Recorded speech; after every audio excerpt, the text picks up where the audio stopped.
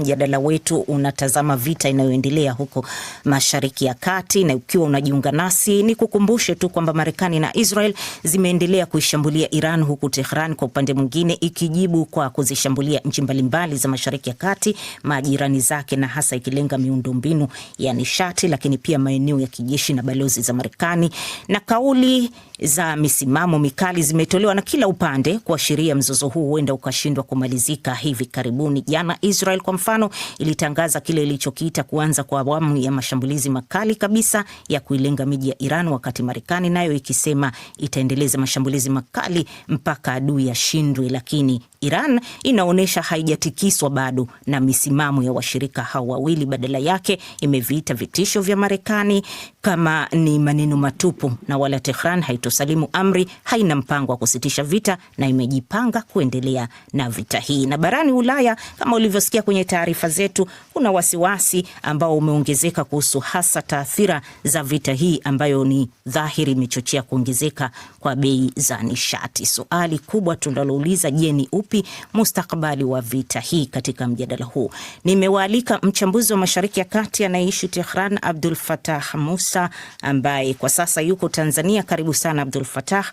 Na yuko Abdul Shakur Abud, mwandishi habari mkongwe nchini Marekani na mjini Berlin nimemwalika Dr. Harrison Mwilima, huyu ni mchambuzi wa masuala ya kidiplomasia na siasa za Ulaya. Karibuni nyote.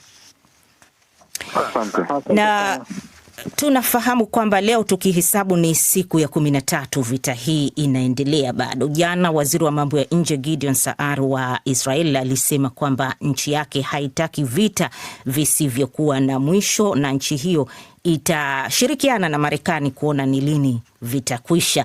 Lakini hii bila shaka sio kauli inayotoa moja kwa moja mwelekeo wa lini vitakwisha vita hivi, kutokana na mitazamo vile vile iliyojitokeza kutoka Marekani. Nianzie kwako Abdul Shakur, kuna ishara gani zinazotoka Marekani kuhusu hatma ya kumalizika vita hivi?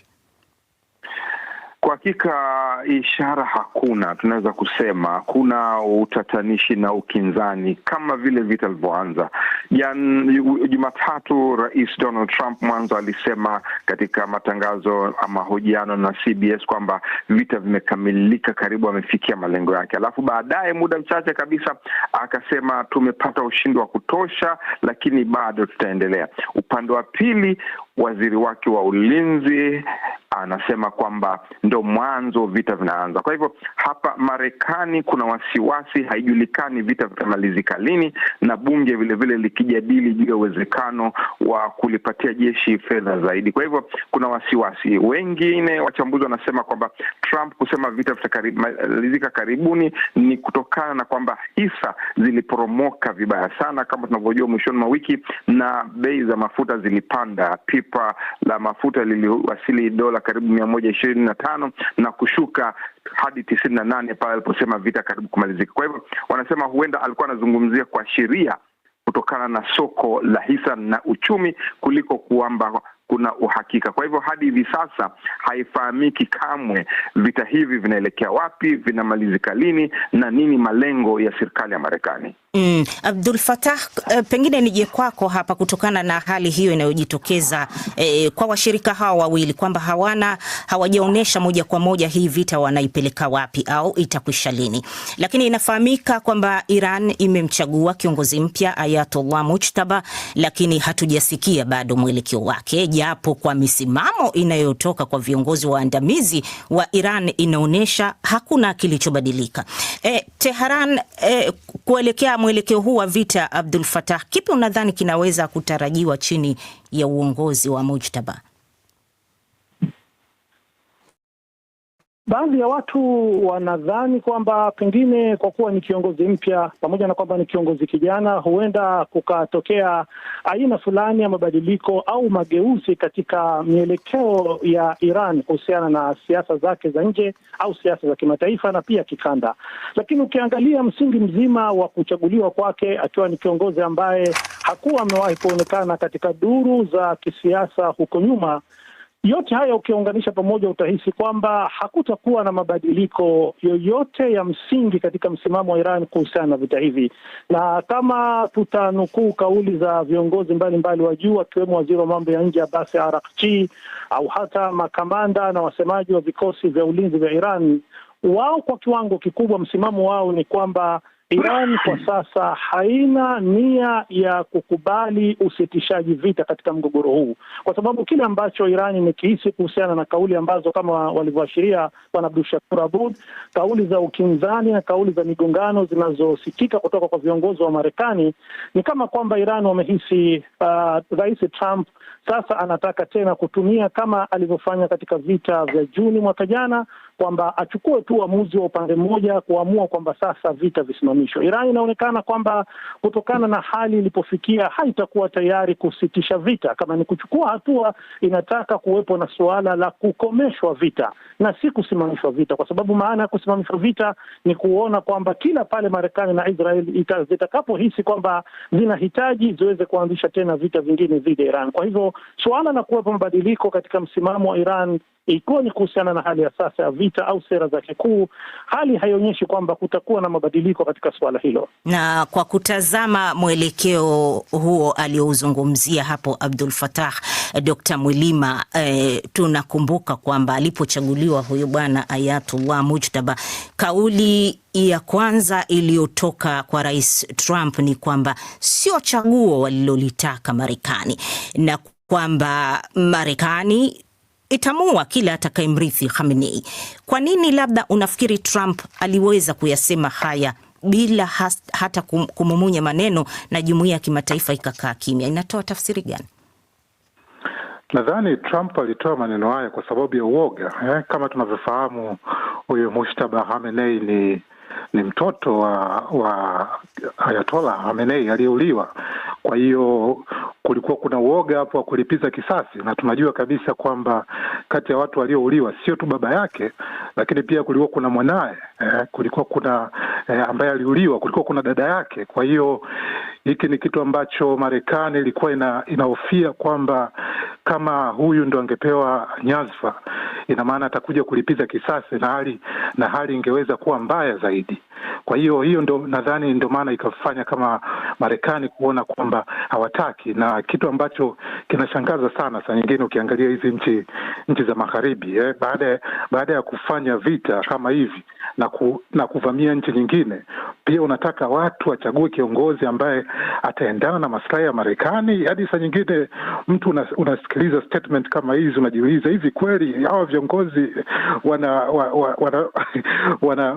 wanafikiria vizuri kweli? Yani kwamba Dr. Mwilima, unafikiri kwamba anaweza kuitumia Trump hii hatua ya kuchaguliwa Mujtaba kama chachu ya kuendeleza kile ambacho amekuwa kikisema toka mwanzo kwamba utawala Iran lazima ubadilishwe na sio uwe wa mamulwa, lakini lazima ubadilishwe, atoke mtu mwingine nje ya viongozi hawa wenye misimamo mikali ya kidini zaidi?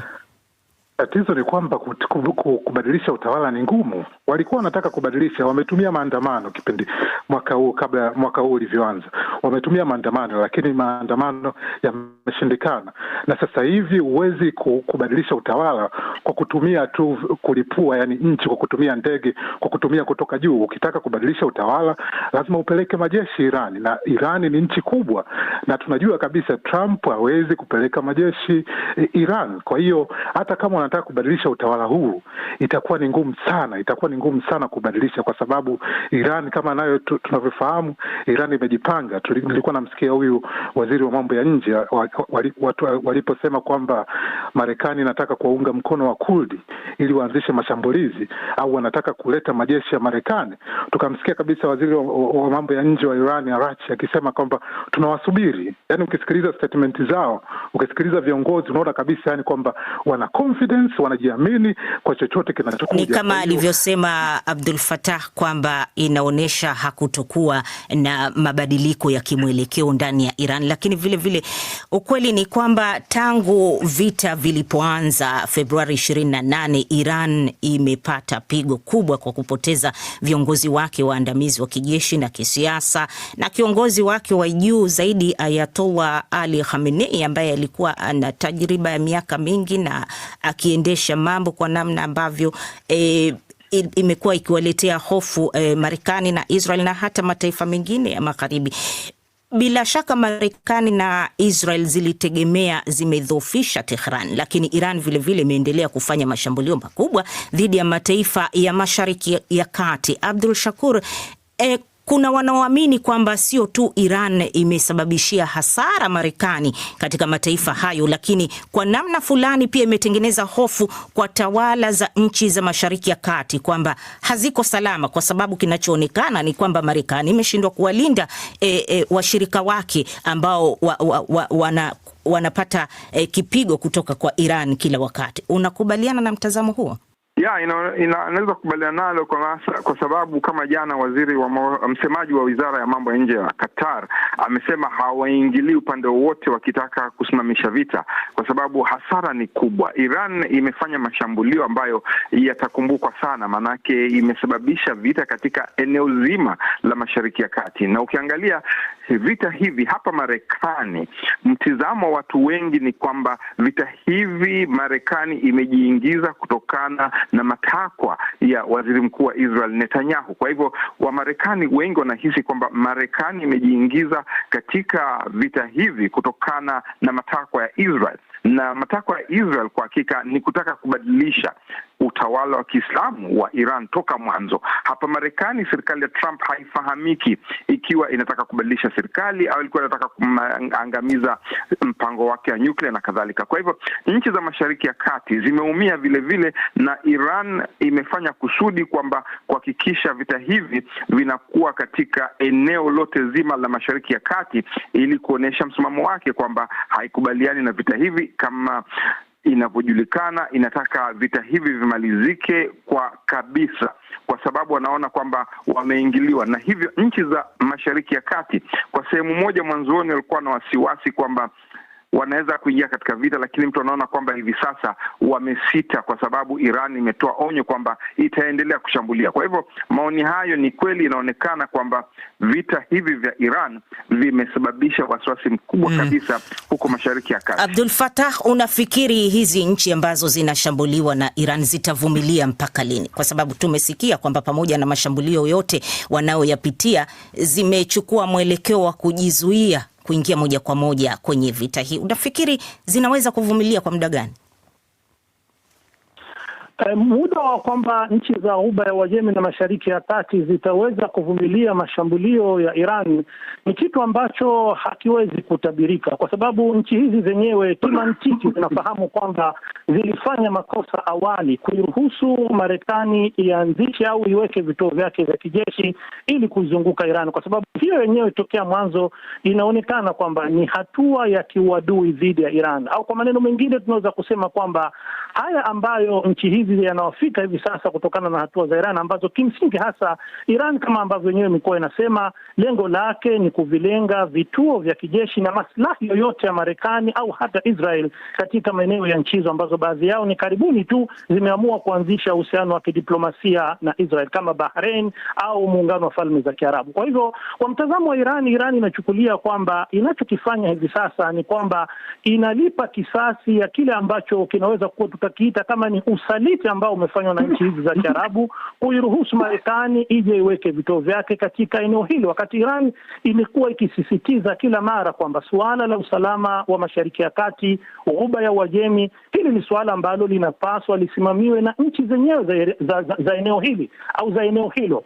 Kwa kuwa ni nchi ambazo zina maslahi mengi zaidi ya kiuchumi, madhara ambayo zitapata yanaweza kuwa ni makubwa zaidi kuliko hata inayopata Iran, hasa kwa kuzingatia kwamba baadhi ya nchi hizi kama Imarati au hata zaidi Qatar na Bahrain ni nchi ambazo kijiografia ni ndogo sana. Kwa hivyo endapo kama zitalengwa kwa makusudi kushambulia miundombinu yake, zinaweza zikapata madhara makubwa zaidi kuliko hata ambayo imeyapata Iran hadi hivi sasa. Tukiliangalia hili swala zima la diplomasia, Dr. Mwilima, Ulaya hasa iko wapi kwenye vita hii? Kwa sababu mtu anajiuliza inafanya nini mpaka wakati huu tunasikia wakilalamika, wakihangaika kutafuta namna ya kudhibiti athari ambazo zinatokana na vita hivi, hasa katika swala zima la kupanda kwa bei za mafuta. Lakini pia tumemsikia mfano rais wa Baraza la Ulaya Antonio Costa akisema uhuru hauwezi kupatikana kupitia makombora, ni muhimu njia za kidiplomasia zizingatiwe. Brussels iko kwenye nafasi gani kubeba jukumu la kuongoza juhudi za kutafuta amani? Hawana nafasi yoyote, kwa sababu hizi nchi za Umoja wa Ulaya zimelalia upande mmoja, zimelalia upande wa Marekani na Israel, kwa sababu tukumbuke kwamba hata mzozo huu ulipoanza, wao badala ya kukosoa uvunjwaji wa sheria za kimataifa, wenyewe wakawa wanaikosoa Iran. Wanasema, yani wanailaumu Iran zaidi kuliko hata Marekani na Israel ambazo zimeenda kushambulia hizi nchi za Ulaya zote. Hata huyu kansela wa hapa wote wamekuwa wakiunga mkono, ukiachilia huyu kiongozi wa waziri mkuu wa Spain ambaye kidogo yeye ndo ameonyesha kama anapinga kwa uvunjwaji wa sheria za kimataifa. Kwa hiyo nchi kama za Ulaya zenyewe sasa hivi na ndio zimekuwa waathirika wakubwa. Marekani hajaathirika sana. Ulaya ukiangalia sasa hivi nishati zimepanda bei juu sana, na mbaya zaidi sasa Ulaya tatizo wanalolipata sasa, walijitoa kwenye nishati ya bei nafuu ya Urusi. Kwa hiyo hawawezi kupata. Nimesikia Costa pia anasema kwamba katika vita hii ni wazi kabisa kwamba Urusi ndio inayofaidika kabisa kutokana na vita hii na Ulaya imetumbukia kwenye hasara. Wanachaguo gani sasa? Kwa sababu alisikika vile vile Viktor Orban akisema kwamba ni bora kuiondolea vikwazo vya kuuza mafuta Marekani Urusi. Cha kuchekesha ni kwamba nilikuwa nafuatilia kikao cha nyuklia kilichokuwa kinafanyika Paris jana. Wanaanza kuongelea kuhusu kurudi kwenye nishati ya nyuklia. Hii ni nishati ambayo kama utakumbuka vizuri, kulikuwa kuna ile ajali ilitokea mwaka 2011 Japani, vikaanzisha ajali ya reactor hizi za nyuklia, ambapo vikapelekea maandamano makubwa sana, watu wakapinga nishati hii ya nyuklia. Na tunavyofahamu hapa Ujerumani, nishati ya nyuklia, hivi vinu vya nyuklia vyote tayari wameshavibomoa. Kwa hiyo wanaanza kuongelea kurudi kwenye nyuklia kipindi ambacho wana mazingira hawataki nishati hii ya nyuklia. Kwa hiyo wako katika kipindi kigumu sana, hawawezi kufanya chochote, hawawezi labda kusema labda njia za kidiplomasia zichukuliwe, kwa sababu wamekaa upande mmoja wa Marekani, wanashindwa kuikosoa Marekani, na pia kwa sababu kuna changamoto nyingine za kiusalama ambazo zipo. Kwa hiyo wanakuwa wanaiogopa Marekani, hawataki Marekani iondoke barani Ulaya. Wamebakia njia panda. Dr. Harrison Mwilima, asante sana kwa mchango wako huo. Msikilizaji, tunakamilishia hapo mjadala wetu huu hivi sasa. Alikuwa ni mchambuzi wa masuala ya kidiplomasia na siasa za Ulaya, Dr. Harrison Mwilima huyo. Pia alikuweko kwenye mjadala huu Abdul Fattah Musa, ni mchambuzi wa Mashariki ya Kati, anaishi Tehran hivi sasa, yuko Tanzania, lakini pia Abdul Shakur Abud kutoka huko Marekani. Asante kwa kuwa nasi.